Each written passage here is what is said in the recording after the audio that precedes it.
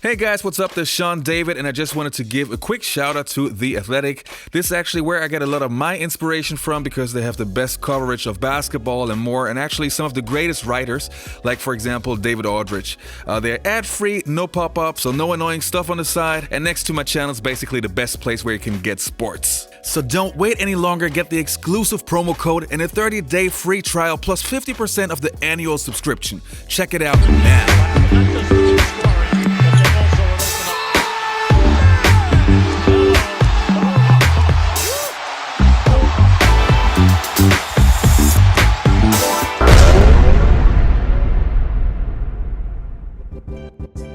Hey, what's up you guys? Welcome back to NBA Got Game TV, and as always, thanks for tuning in. If we're talking about the best three-point shooters of all time, there's certain names that come to mind right away. Guys like Reggie Miller, Ray Allen, or in today's NBA, Steph Curry, and of course Klay Thompson. But if you are an old school fan, then you know that back in the days, there were some guys who could really shoot the ball. And I had one of those guys on my podcast show recently. His name is Dale Ellis, one of the best shooters of all time. So in this video, we're going to take a closer look on his career and see how good he actually was. But before we start with this video, if you like this video, please subscribe to my channel, and I would say, let's start the video.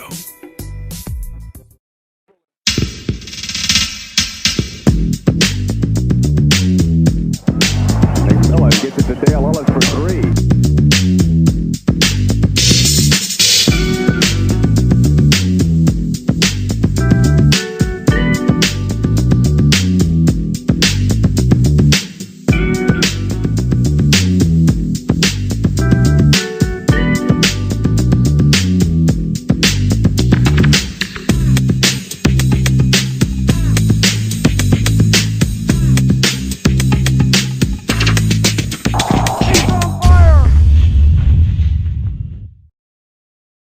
Dale Ellis was born on the 6th of August 1960 in Marietta, Georgia.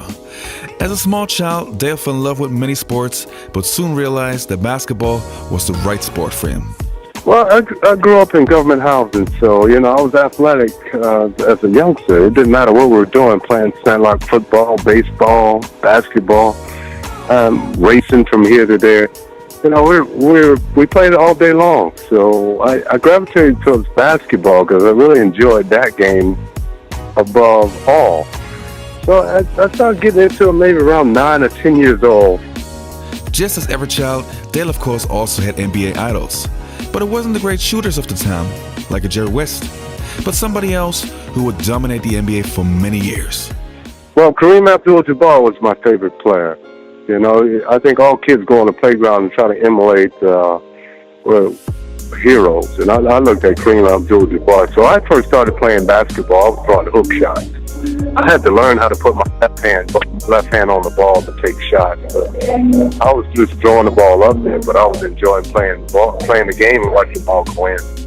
After staying in Marietta for his high school days, Dale attended the University of Tennessee from 1979 until 1983, where he would become one of the best college players in the entire country.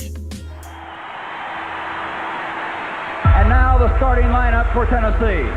At forward, last year's most valuable player in the Southeastern Conference, a two-time All-America from Marietta, Georgia, number 14, Dale Ellis.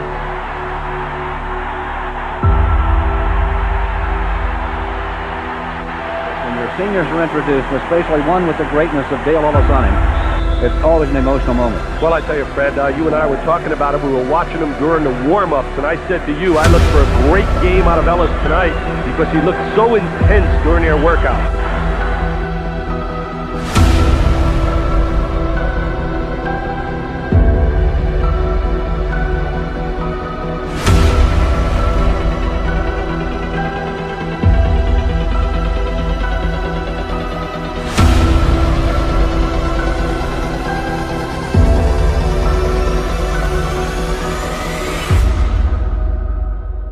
At the NBA draft in 1983, Dale Ellis was drafted by the Dallas Mavericks with the 9th pick overall.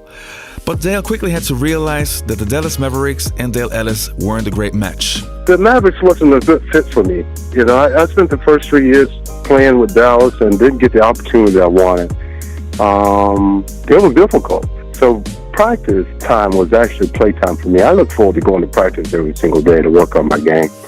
you can get lost in the shuffle, with the right team and the right system. And I saw it go in that direction. So I just continued to work and stay positive and waited for an opportunity. After 3 years, it was time to make a move. In 1986, Dale was traded to the Seattle Supersonics, a move that would change his career forever. He increased his points per game from 7.1 to 25 and helped the Seattle Supersonics, who were supposed to be one of the worst teams in the league, to make the playoffs. The most disappointing team in the NBA will be? The most disappointing team? Well, I think it might be Seattle. I think it would surprise me if they don't finish anything but last. Well, what do you know? Even the fabled Red Auerbach can be wrong. Yes, Red, the Sonics not only escaped the cellar last season, but advanced to the NBA's Final Four, the Western Conference Championships. It began in the offseason when Sonics president Bob Whitsitt engineered deals that brought 7 new and hungry players to Seattle, moves that caused skeptics to predict disaster. But second-year coach Bernie Bickerstaff and his aides took this gang of junkyard dogs, all of whom had something to prove, and fashioned 39 victories, punctuated by a regular season finale over the Lakers in Los Angeles. And so the Cinderella Sonics shed the rags of disrespect and arrived at the playoff ball in splendor. Round 1 matched 7th-seeded Seattle against 2nd-seeded Dallas, a team that boasted a season sweep over the Sonics. But after a first-game whipping, the Sonics settled into the mode that would characterize the balance of their playoff competition: hard-nosed defense, controlled intensity, execution, and an uncommon thirst for victory. The Seattle Supersonics, big underdogs entering this series and on the verge of upsetting Dallas, and it's all over. It's all over here in Seattle. Thus, with confidence restored, the Sonics eliminated Dallas in 4 games to move into the West semifinals against tall and talented Houston. It came down to Game 6, with Houston needing a win to stay alive, and the Sonics seeking a series-clinching victory to advance to the conference finals. It was a game of legend, a double overtime classic that moved dramatically to the final seconds. Anderson for 3. It's over.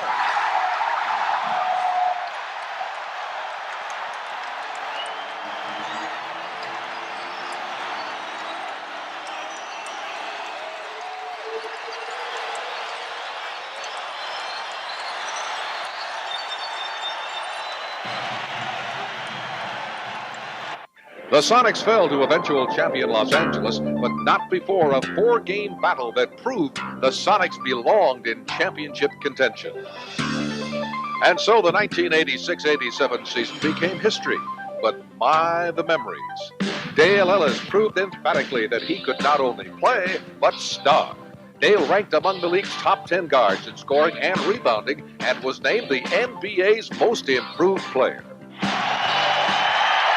It's definitely a highlight of my career. Individual awards are wonderful, but it means nothing without my teammates. What we earn together. And I'd like to thank the fans for the support you've given us this year. You definitely make the games fun.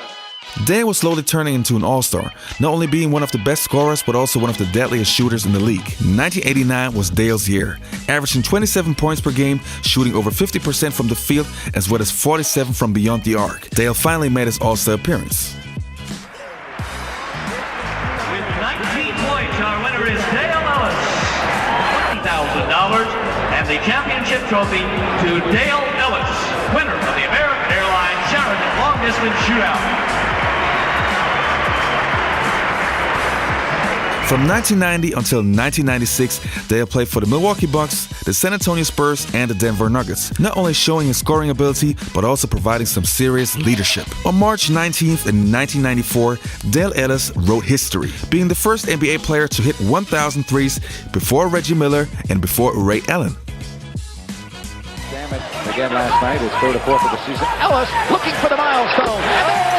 Dale Ellis, there it is. 1,000 three-pointers, and they're on their feet here in San Antonio. Dale finished his career with the Charlotte Hornets at the age of 39 in the year 2000. So let's have a look at his career numbers. He played 1,209 games in the NBA, averaging 15.7 points while having 4 20-plus seasons. One of the most impressive things about Dale was his shooting percentage. He shot 47% from the field over his long career and 40% from beyond the arc. Incredible. So if you ask me how good Dale Ellis was, I would say he's underrated, big time. He's not only one of the best shooters of all time, but also one of the most reliable players you can find. Put a Dale Ellis in today's NBA and he would put up some crazy numbers. But I'm happy that we had him in the 80s and the 90s, in a way more competitive time where NBA players were showing some effort on defense. The one thing that I have to point out is that Dale wasn't only a great player, but also seemed to be a really nice guy. I actually had a blast on the phone.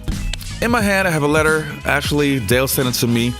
Funny story, I sent him some trading cards, I think like half a year ago, asked him to sign it, and he sent it back, but they never arrived. So I had to ask him again, and he actually did it again. So I'm opening this letter live. And let's see. Oh, wow.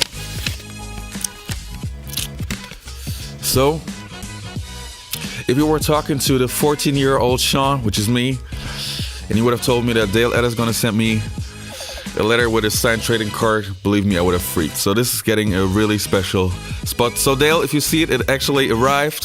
Thanks a lot. And yeah, I hope you guys enjoyed the video. If you want to see more about Dale Ellis, just check on YouTube. This guy was great. And I hope to see you next time.